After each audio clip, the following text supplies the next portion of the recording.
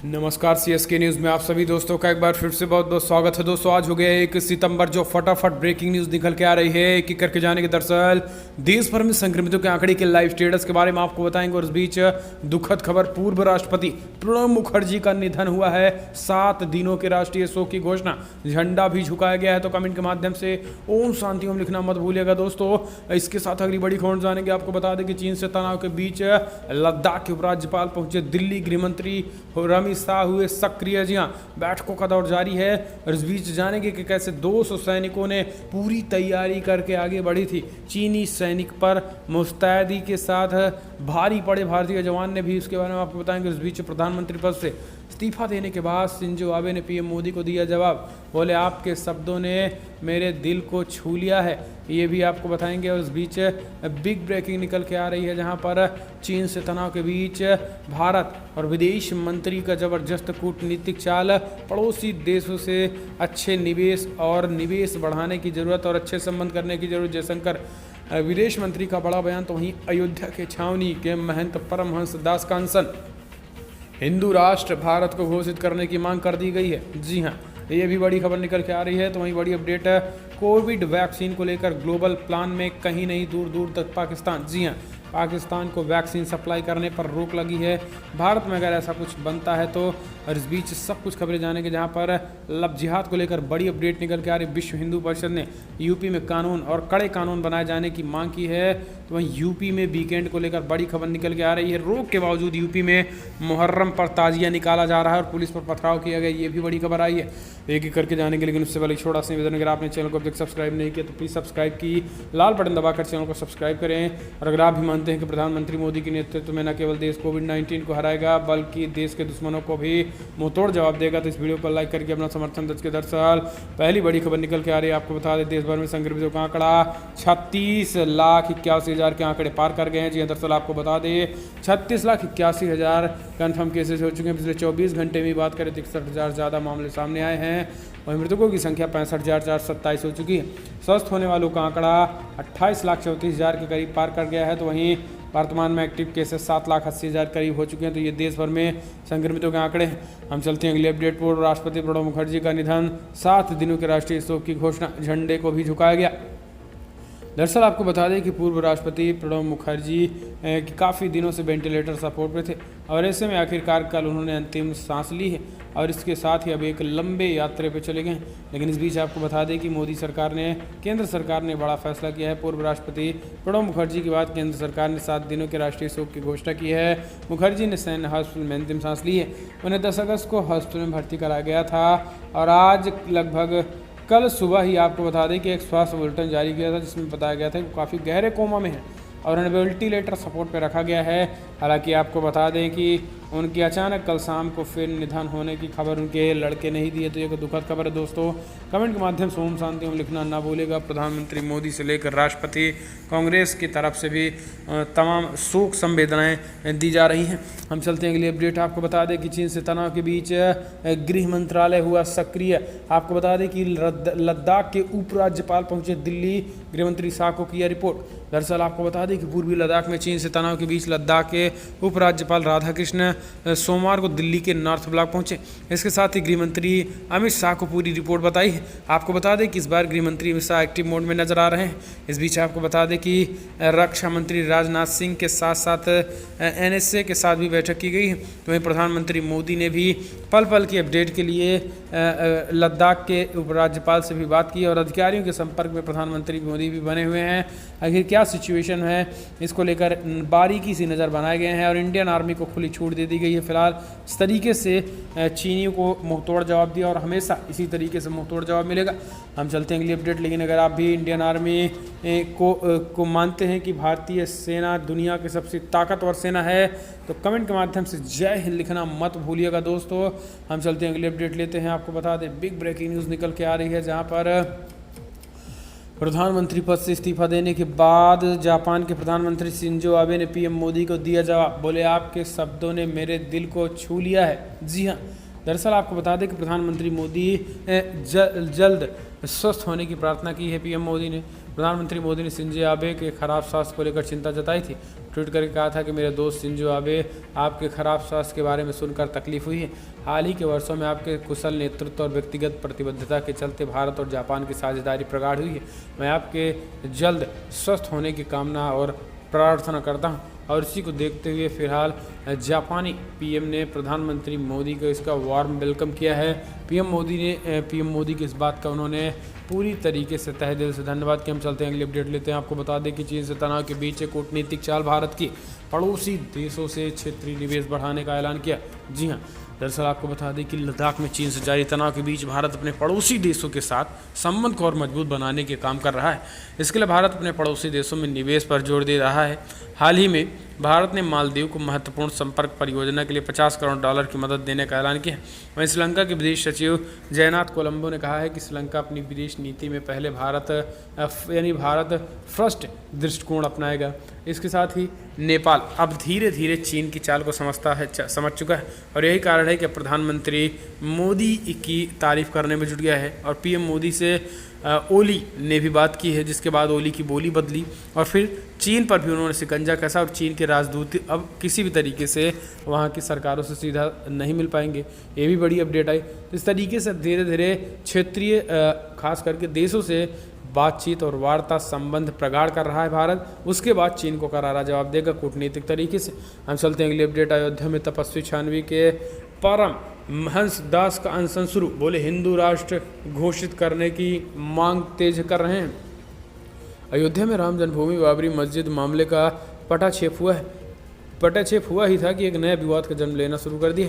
तपस्वी छानवी से जुड़े संत परमहंस दास ने इस्लाम मुक्त भारत का नया नारा देते हुए भारत को हिंदू राष्ट्र घोषित करने की मांग उठाई है। उन्होंने कहा है कि राष्ट्र की एकता अखंडता तभी बनी रहेगी जब हिंदुस्तान हिंदू राष्ट्र घोषित होगा। इसके लिए वो 12 अक्टूबर से आमरण अनशन भी शुरू करेंगे। इससे पहले परमहंस दास ने राम मंदिर निर्माण को लेकर अनशन कर हलचल मचा दी थी। हिंदू महासभा की ओर से हिंदू रत्न सम्मान से संबंधित होने के बाद संत परमहंस दास ने कहा था, हिंदुस्तान को हिंदू राष्ट्र घोषित करना और भारत को इस्लाम मुक्त करना उनका हमेशा से लक्ष्य रहा है। आमरण अनशन का समर्थन करते हुए हिंदू महासभा के जिला अध्यक्ष रविंद्र द्विवेदी ने ये बड़ा बयान दिया है। इसके साथ हिंदू राष्ट्र की मांग हो चुकी है। हम चलते हैं अगली अपडेट। कोरोना वैक्सीन को लेकर भारत का ग्लोबल प्लान तैयार, पड़ोसी देश को मदद मिलने के लिए पाकिस्तान का नाम नहीं है। भारत की वैक्सीन योजना की जानकारी से परिचित कुछ अधिकारियों के नाम न बताने की शर्त पर कहा है कि केंद्र सरकार कम से कम 5 अलग अलग तरीकों पर काम कर रही है, जिनमें निःशुल्क टीकों से लेकर गारंटीकृत आपूर्ति तक भी शामिल है, जिसमें पश्चिमी एशिया, अफ्रीका, यहाँ तक कि लैटिन अमेरिका के देशों के साथ साथ अपने पड़ोसी देशों की भी मदद करना भी शामिल है। ये विचार राजनयिक संबंधों को मजबूत करने के लिए और दुनिया में वैक्सीन की फैक्ट्री के रूप में उभर के आने का है। भारतीय कंपनियों 2 टीकों में काम कर रही है जो वर्तमान में क्लिनिकल ट्रायल के बीच में है। ये व्यवस्था बड़े पैमाने पर है इन टीकों के लिए होंगी और इसमें पुणे स्थित सीरम इंस्टीट्यूट ऑफ SII है। लेकिन बड़ी बात यह है कि इन सब में पाकिस्तान का नाम शामिल नहीं है, यानी पड़ोसी देशों को कोरोना वैक्सीन देने में सभी देशों का नाम है लेकिन पाकिस्तान का नहीं। हम चलते हैं अगले अपडेट। CAG रिपोर्ट में राजस्थान की खुली पोल, आवास योजना के तहत प्रधानमंत्री आवास योजना के तहत आधे घरों से गायब है शौचालय। दरअसल महालेखा नियंत्रक कैग ने अपनी रिपोर्ट में बड़ा खुलासा किया है। राजस्थान में प्रधानमंत्री आवास योजना, ग्रामीण और अन्य योजनाओं के क्रियान्वयन में काफ़ी कमियां हैं। रिपोर्ट के अनुसार राजस्थान में PM आवास योजना के तहत जो मकान बनाए गए हैं उनमें से कई अधूरे हैं और कई में तो शौचालय भी नहीं बन पाए हैं। आपको बता दें कि ये हालत तब है जब राजस्थान को 2018 में खुले में शौच से मुक्त करार दे दिया गया था। आपको बता दें कि कैग ने परफॉर्मेंस ऑडिट के दौरान राजस्थान में PM आवास योजना ग्रामीण के तहत हुए काम की समीक्षा की है। इसमें पता चला है कि राज्य के 7 जिलों में बारन, बीकानेर, भरतपुर, दौसा, जोधपुर, टोंक और उदयपुर की 59 ग्राम पंचायत में बने 590 मकान जो दस्तावेज से पूरी तरीके से गायब हैं। तो आप समझ सकते हैं राजस्थान की भ्रष्ट सरकार, गहलोत सरकार कैसे काम कर रही है। हम चलते हैं अगले अपडेट। लव जिहाद के मुद्दे पर विश्व हिंदू परिषद का बड़ा ऐलान, CM योगी से मांग की है कि जल्द से जल्द कड़ा कानून बनाया जाए। यूपी में इन दिनों लव जिहाद का मुद्दा उफान पर उठ गया है।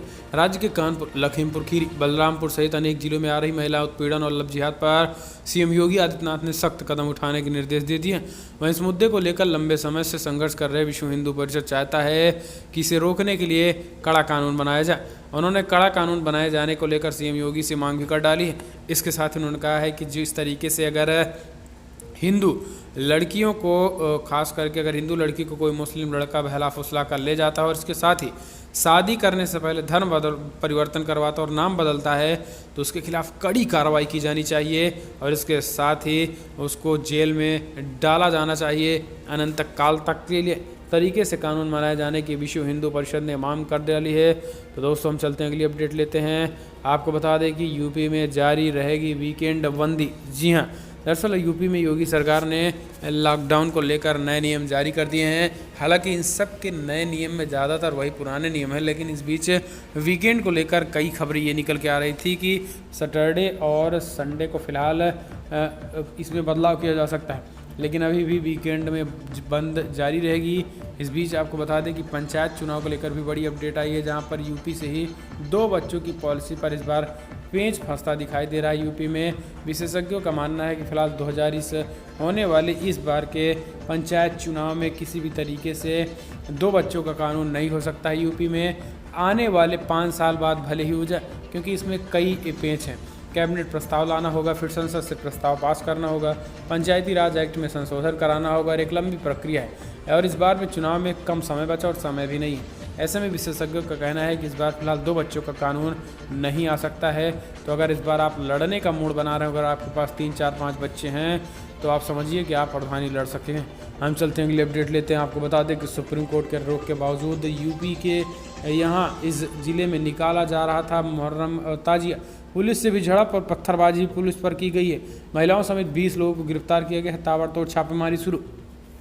सुप्रीम कोर्ट और यूपी सरकार की रोक के बावजूद मुहर्रम के त्यौहार पर शनिवार और रविवार को लॉकडाउन का उल्लंघन कर बिना अनुमति ताजिए रखने, ढोल नगाड़े बजाने, ताजिया जुलूस निकालने और मना करने पर पुलिस के साथ टकराव के आरोप में 3 महिला सहित कुल 20 लोगों को गिरफ्तार किया गया।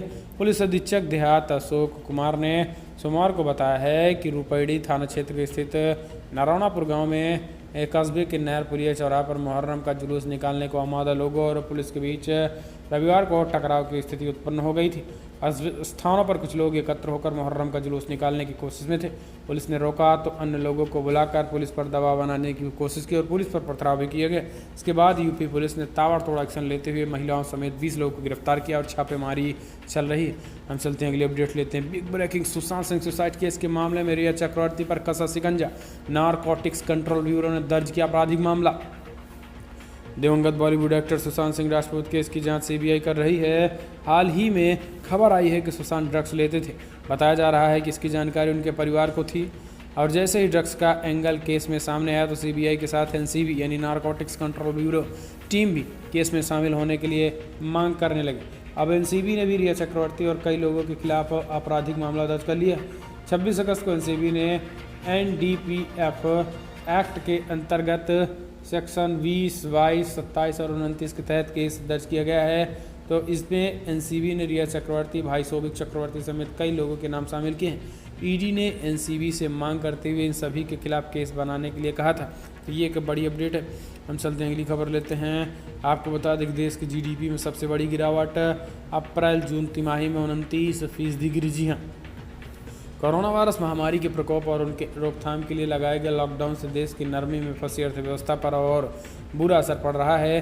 सरकार की ओर से सोमवार को जारी सरकारी आंकड़ों के अनुसार चालू वित्त वर्ष 2020 और 21 के अप्रैल तिमाही में अर्थव्यवस्था 23% की अब तक की सबसे बड़ी गिरावट दर्ज की जा रही है। इस दौरान कृषि को छोड़कर विनिर्माण, निर्माण और सेवा समेत सभी क्षेत्रों का प्रदर्शन खराब रहा है। सबसे अधिक प्रभाव निर्माण उद्योग पर पड़ रहा है, जो 50% से अधिक गिरा है। राष्ट्रीय सांख्यिकी कार्यालय NSO के आंकड़े के अनुसार सकल घरेलू उत्पाद जीडीपी में बड़ी गिरावट देखने को मिल रही है। हालांकि मोदी सरकार का कहना है कि इससे हम जल्द ही निपट लेंगे।